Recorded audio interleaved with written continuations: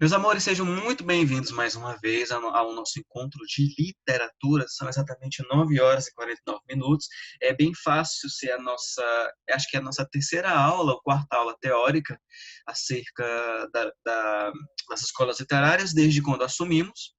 E sejam bem-vindos mais uma vez. Eu espero que seja uma manhã tranquila para todos nós, para vocês aí do outro lado, que seja uma manhã de muito EAD. E vamos compartilhar o nosso slide. Então, pessoas, o seguinte, para a gente entender o projeto literário da prosa romântica, é preciso que a gente volte um pouquinho lá no tempo e perceba que, com a transição, não é, do século XVII para o século, ou perdão, do século XVIII para o século XIX, houve, com a Revolução Industrial, houve uma nova perspectiva de vida a partir da ascensão da burguesia. Então, a Revolução Industrial ditou uma nova forma de fazer mercado, que foi o capitalismo, e com o capitalismo fez surgir uma nova classe social que foi a burguesia. Então, esses caras mais abastados, essas pessoas que tinham uma melhor condição financeira, elas queriam que houvesse uma arte, isso nós já conversamos lá no início, eles queriam que houvesse uma arte em que eles se sentissem muito bem representados. Não é uma arte da burguesia para a burguesia, já começa daí. Então, o romantismo vai traduzir muito bem esse ideal. Afinal, o romantismo negava o racionalismo ditado lá pelo iluminismo, no sentido de que os sentimentos e as emoções e a subjetividade humana deveriam ser levados em consideração, não é? Daí vem a questão da liberdade, daí vem a questão do egocentrismo, daí vem a questão da subjetividade, que são os três pilares que sustentam o romantismo, não é? Liberdade, subjetividade e o egocentrismo, porque são faculdades humanas, são faculdades subjetivas, é aquilo que habita lá no interior. Então, com o surgimento da burguesia, uma nova ordem social estava sendo ditada e, consequentemente, um novo fator cultural. E dentro desse meio de inovação, de tecnologia promovido por esse cenário, surge o advento da...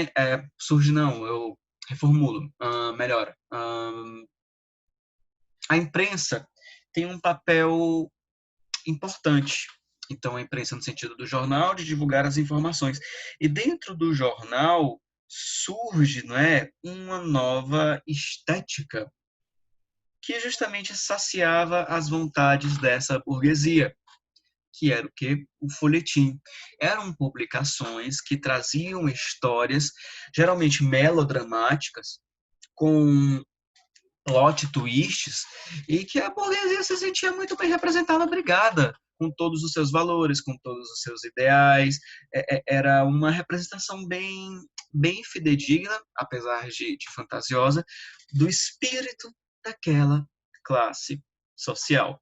E aí existe, dentro desse cenário todo, a questão da prosa romântica.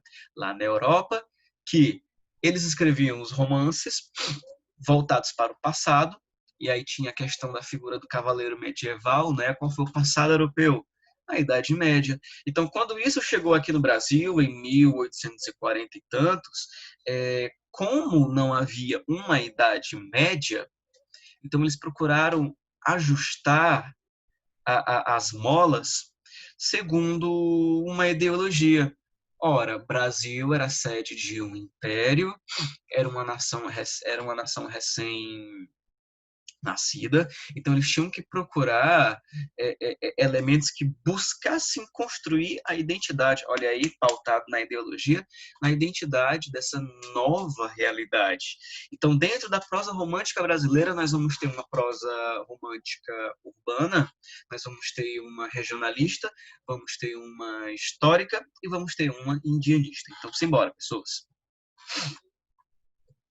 Olha, então, aspectos de um novo gênero. Pessoas, por que que é um novo gênero? Olha, nós estamos falando do folhetim, não é? Folhetim, aquela publicação semanal ou quinzenal, dependendo do gosto popular, que se alcançasse mérito acabava virando livro, não é? Então, eram publicações que traziam essas histórias e deixavam, e elas finalizavam justamente com um final que induzisse o leitor a ficar curioso para saber o que é que acontece. É tipo o que a novela faz, se bem que a novela é, é, é um derivado do folhetim, não é? Então, quando é que começou? Amados, a nossa crítica literária estabelece como a primeira obra nesse novo estilo o folhetim A Moreninha, publicado em 1844, né, pelo Joaquim Manuel de Macedo, que é uma obra totalmente close errado, mas que caiu no gosto popular. E ok, as pessoas gostaram, porque elas gostaram imenso da representação do Rio, gostaram imenso da representação das pessoas, gostaram da história, que era um melodrama cheio de surpresas, que tinha um final feliz, pautado com juras de amor e casamento. Por isso que eu disse que é cheio de coisa errada. Por quê? Do que é que vai tratar essa história? Nós temos aí o romance da Carolina, não é? E do Augusto, tá até aqui eles na capa, né? Bonitinho, amor, happy end, né? E aí do que vai tratar o enredo? É da relação deles, obviamente, mas brincadeiras à parte. Uh, a Carolina e o Augusto se encontram enquanto crianças, adolescentes, né? Então, ele vai pegar 10, 11 anos. Em uma das visitas dele, da ilha de Paquetá, que era onde a família morava. Até porque a Carolina é irmã do Augusto, que é o melhor amigo dele. E aí o que acontece? Nessa situação toda, eles se conheceram na tarde, e daí fazem uma jura de mais no futuro se encontrarem, quando se encontrarem, vão se casar, porque naquele momento eles juraram amor eterno. E aí chega a Elsa e diz: você não pode se casar com alguém que acabou de conhecer. Mas enfim, é romantismo, a gente não contesta. E aí passam-se os anos, eles trocam, não é? Ele dá para ela uma esmeralda e ela dá para ele um lencinho, como prova do reconhecimento de mais na frente, né? Quando eles se encontrarem. E aí passam-se os anos, eles já estão mais crescidinhos, o, o, o Augusto já é estudante de medicina e nas férias ele vai para a ilha passar, né, uns momentos com os amigos a convite do Felipe, e eles fazem uma aposta, tipo, quem conseguir ficar com alguém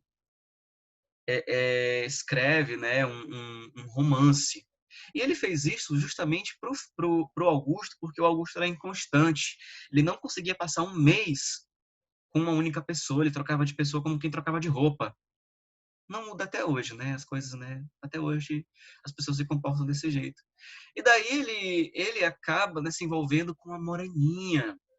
E aí, por ele se deixar envolver, ele fica com aquela coisa. Ele se lembra de que fez um juramento a uma pessoa no passado e ele conta isso para ela. Ele diz: olha, não posso me casar contigo porque eu jurei amor eterno a uma pessoa que eu conheci no passado. E aí ela diz: ah, tudo bem, vá, então pegue isso.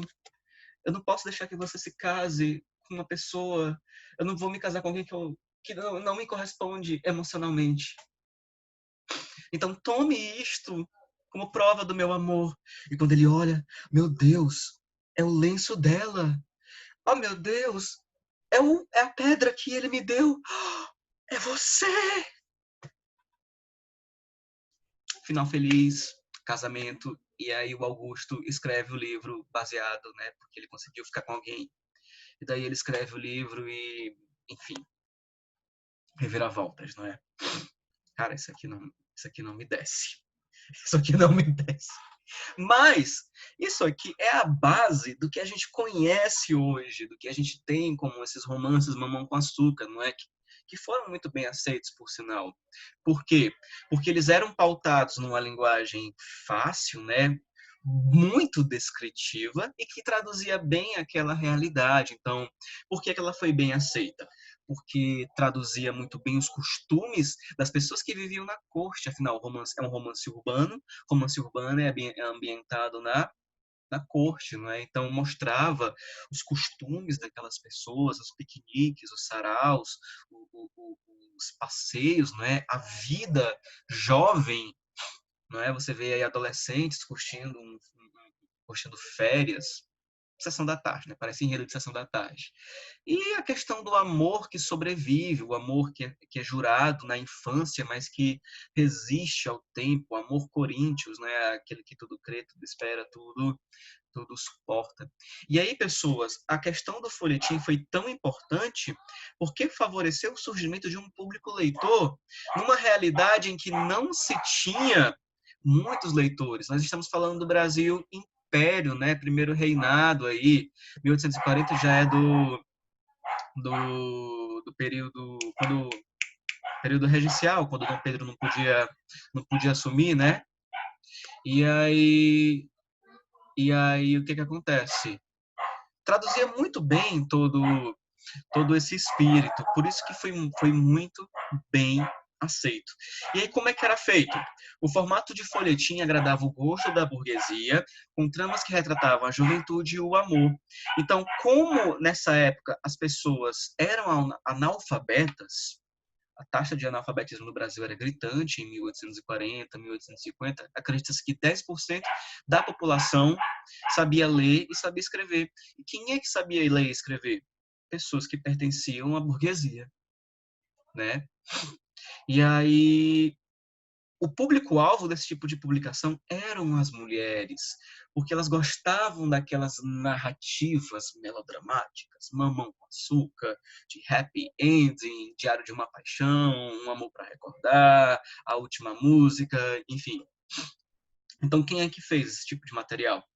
Nós temos, além do Joaquim Manuel de Macedo, nós vamos ter o José de Alencar, nós vamos ter o Álvares de Azevedo, nós vamos ter o Franklin Távora, nós vamos ter o Visconde Tonê, né? Também destacam-se aí nesse, nesse rolê. Alguma pergunta, pessoas? Alguma pergunta? Não, né? Então, Não. vamos continuar. Queridos, por temática, a ambientação ou temporalização, os romances podem ser divididos. Olha, então, além dos romances urbanos, nós vamos ter outros tipos de romance, como está dizendo aqui, por temática, ambientação ou temporalização. Tudo isso pautado naquele ideal de construir uma imagem do Brasil de norte a sul, não é? Com todos os seus elementos. Então, dentro do romance urbano, que é como esse que a gente acabou de ver, nós vamos ter Diva, nós vamos ter Lucila e a Senhora, os perfis de mulher do José de Alencar. Cara, eu super recomendo lerem Senhora, eu super recomendo lerem Lucila, porque são romances pautados numa realidade mais concreta, digamos assim. Eles vão retratar situações meio que reais, mas, no final, aquela coisa do amor vence tudo. É quase uma proposta realista, que é o que vem após, né, o romantismo. Então, em Senhora, você vai ter a questão da relação por interesse, não é? Mas depois acaba em casamento. Em Lucila, você vai ver a condição da mulher, você tem a Lúcia, né, que passa a ser garota de programa para poder sustentar a família, e quando a família descobre, ela é enxotada de casa, e depois ela acaba, né, não se casando, mas se envolvendo com uma pessoa É muito interessante, sobretudo Senhora. Eu adoro a Aurélia. A Aurélia Camargo é uma personagem maravilhosa. E aí nós vamos ter a Boemia também, em Memórias de um Sargento de Milícias, né, do Manuel Antônio de Almeida. E claro, Machado de Assis também vai ter uma pegada romântica. Claro, ele se iniciou no romantismo, mas ele teve o destaque lá no realismo. E aí, pessoas, a vida social da época do Segundo Reinado, olha aí, período regencial, era esse o período do qual eu queria me lembrar, é retratada com tramas que incluem intrigas amorosas, traições, situações cotidianas das pessoas que viviam no Rio de Janeiro, capital da corte. Então era tudo reviravolta, não é? Era muito plot twist, as pessoas gostavam desse tipo de plot twist, porque eram finais assim, cheios de surpresa. Por isso que a Moreninha foi tão bem sucedido, porque tinha todos esses elementos. Tivemos uma tentativa de um romance. Se eu não me engano, é O Filho do Pescador ou O Bom Pescador, mas ele não caiu no gosto popular. E aí, anos depois, veio a Moreninha e pã, né? Então, sobre o romance urbano, pessoas, nós vamos ter os seguintes pontos, né? As histórias se passam no Rio de Janeiro, capital do império, então elite, então burguesia, então costumes. Ora, era o centro urbano, cultural, financeiro e artístico da época. Então, a corte carioca, a corte, quando eu falo, não só a nobreza, mas também as pessoas que estavam ao redor dela queriam ser muito bem retratadas. Daí, não é, o romance urbano cumprir esse papel. E aí são representados os costumes da elite da época, da vida na corte e os hábitos dos burgueses, ou seja, bailes, converscote, adoro essa palavra, converscote. Converscote é tipo piquenique. Só outro nome para piquenique, que eles iam para o Jardim Botânico, para as ilhas, para a praia e conversavam sobre a vida. Está tudo muito bem, obrigado. Ai, você viu o novo romance, não sei o quê. Vi, olha só aquele rapaz, ele está olhando para vocês. Vai, sorrir, sorrir, sorrir. Era tipo isso. E aí você tem o amor idealizado, o amor salva-vidas, o amor que te resgata daquela situação, e ele aparece na tua janela te jogando pedras, e você monta no cavalo e foge no pôr do sol, tudo tão perfeito que chega a dar medo. Enfim, é assustador. Quase sempre com um final feliz. Olha, quase sempre com um final feliz. As histórias tinham um final positivo. É claro, quando eles não podiam ficar juntos. Mas tinha uma mensagem por detrás disso quando eles não podiam ficar juntos. Mas as histórias românticas sempre terminavam, a maioria delas, no casamento. E aí tinha a divulgação em folhetins, como nós já tratamos anteriormente. Se a obra fosse um sucesso, ela virava um livro, né? Tudo bonitinho. E outra coisa que é importante dizer, popularizou aí nesse período também a profissão do escritor, não é? Em que ele escrevia mesmo por sobrevivência. O Joaquim Manuel Macedo era médico, lá o autor da Moreninha, mas ele nunca chegou a exercer a profissão, ele quis, né, ser escritor, e aí ele parece que foi professor dos filhos da princesa Isabel, alguma coisa assim lá na biografia dele. E quem é que vai produzir aí o romance urbano, pessoas? Nós vamos ter o José de Alencar, como nós já vimos, né, os perfis de mulher, o Joaquim Manuel de Macedo, com a Moreninha, e o Machado de Assis. Cara, Senhora. Senhora é o livro que todo mundo deveria ler. Eu não gosto muito dos livros românticos, justamente porque, cara, as pessoas não se comportam desse jeito. É uma ilusão. E aí as meninas da época cresciam achando que o casamento ia ser do jeito que estava ali nos livros. Daí vem a Elsa e diz: você não pode se casar com alguém que acabou de conhecer, que é um tapa na cara das princesas da Disney, né? Então, olha só, nós temos aqui, pessoal, 4 pontos do livro Senhora, que é como ele está dividido. E aqui, com imagens da adaptação que foi feita pela novela Record, se eu não me engano, em 2008 ou foi 2009. Então, o livro, amados, é dividido em 4 partes: preço, quitação, posse e o resgate. Por quê? Do que vai tratar essa obra? nós temos a narrativa da Aurélia, não é? Da Aurélia Camargo, que é uma donzela, uma jovem solteira, que de repente ascende socialmente, né? Ela fica montada na grana, que quem fala é a patroa. Só que o que que acontece? Ela namorava o Fernando. Só que o Fernando é aquele tipo boy embuste que deixa a Aurélia para ficar com uma outra pessoa que tinha mais din-din no bolso, né? Ele larga a menina por uma mulher que tem mais dinheiro, ou seja, relação aí por, por interesse. E aí o que acontece? A Aurélia fica com aquele sentimento. Daí ela herda uma bufunfa enorme. E aí ela faz igual aquela mulher da novela, vocês não sabem o prazer que é estar de volta. Porque quando ela fica rica, parece que chove de homem em cima dela, mas ela só queria aquele sentimento de vingança, que era se vingar do Fernando. E aí, quando ela soube que o Fernando estava passando por problemas financeiros, estava solteiro, ela chega nele e diz: Você vai casar comigo? E para isso, você vai receber uma grande fortuna em dinheiro. Ele acha aquilo de início um absurdo, mas enfim, não é? Então, na parte do preço, a Aurélia é a jovem solteira mais rica do Rio de Janeiro. É uma mulher independente, é uma mulher que sabe administrar o dinheiro dela e tudo isso com 18 anos, tá? E aí ela decide casar-se com Fernando Seixas e manda seu tutor e tio Lemos negociar o casamento.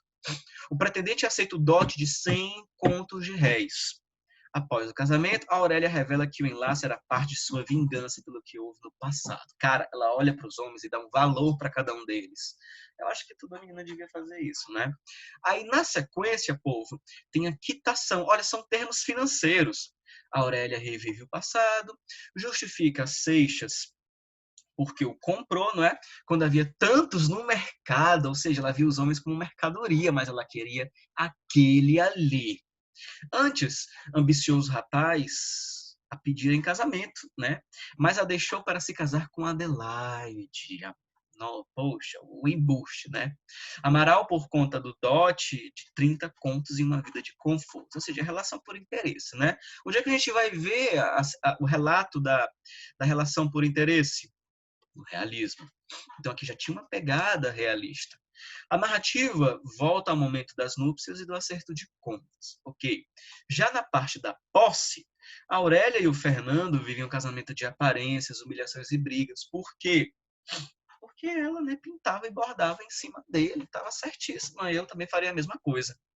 A Aurélia faz cumprir apenas as funções sociais de marido e relembra sempre de que é sua senhora, que quem fala é a patroa, uma vez que o comprou, Fernando fica insatisfeito. Só que aí tem uma reviravolta, né? Parece que na transição da posse para o resgate, o Fernando tem um estado de consciência, ele percebe aquilo que fez e procura ser uma pessoa melhor.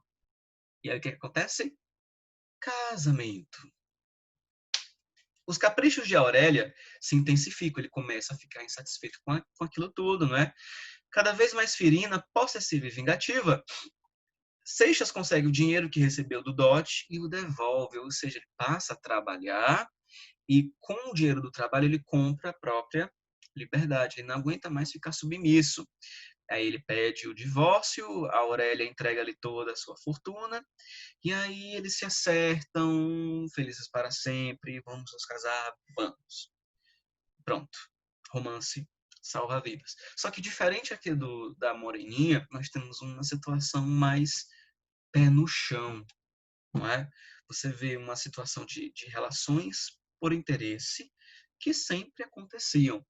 Diferente da Moreninha, em que você tem duas pessoas que nunca se conheceram, quer dizer, pessoas que se conheceram, mas que passaram uma tarde, não sabiam nada uma da outra e fazem uma jura de casamento, para mostrar que o amor infantil, o amor juvenil é puro, e enquanto puro, é capaz de resistir ao tempo, tanto é que mais na frente eles se reencontram e reafirmam aquela promessa. Aqui não, você tem duas pessoas reais, entre aspas, que se deixam, vivem em situação conflituosa, mas por se tratar do romantismo, tem a questão do felizes para sempre, não é? Do,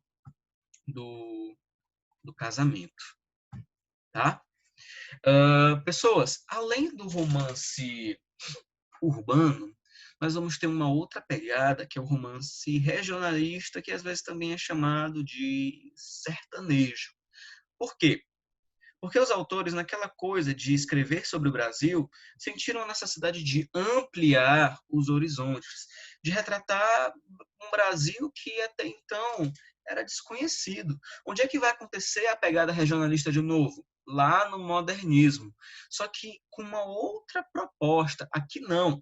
Vai seguir a questão da idealização. Vai ser um Brasil do interior mais idealizado, não é?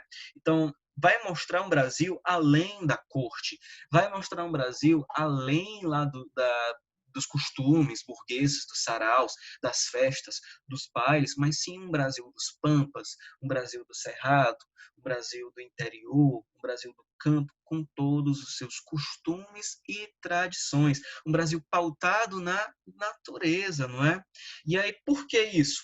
Uma forma de resgatar os costumes, não é? E a identidade nacional. Quem é que vai fazer isso? Visconde Tonner com Inocência, que é uma obra até por sinal legal.